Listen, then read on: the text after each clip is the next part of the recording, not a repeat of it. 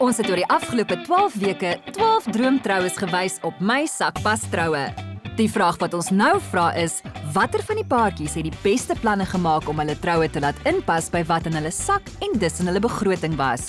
Was dit 'n Sakpas Troue?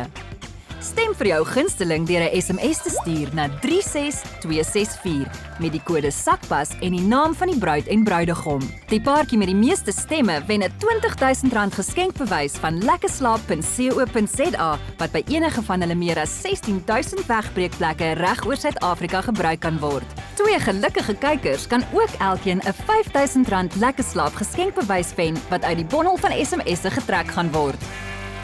Hierdie is James en Stefan Beweer. Hulle het getrou by De Malle Meal in Philadelphia, net buite Kaapstad. Alhoewel Stefan 'n gekwalifiseerde chef is, werk hy nou in die harebedryf. James is 'n eiendom. Die paartjie se begroting vir hulle troue was R65.000 en hulle het ver onder dit spandeer. Vir ouens om in begroting te bly, ek sal vir hulle regtig aanbeveel probeer soveel as moontlik self doen. Ontdek 'n bietjie jou kreatiewe sy, jy sal verbaas wees hoe jy dinge reg kry. Ons pere het ons gaan koop by die Kaapse mark en ons het hulle self gespruitpaint. Ons het self al ons naamkaartjies geskryf met die hand. My servette het ek alles self gemaak, ek en 'n vriend van my. Ek het self die koek geassemble op die dag van die troue. Omdat dit sy agtergrond is, wou ons nogal 'n bietjie splash op die troukoek. So ons het baie geld bespaar deur nie nagereg ook te hê nie, maar ons het ons troukoek as nagereg gebruik en dit het soos 'n bom gewerk.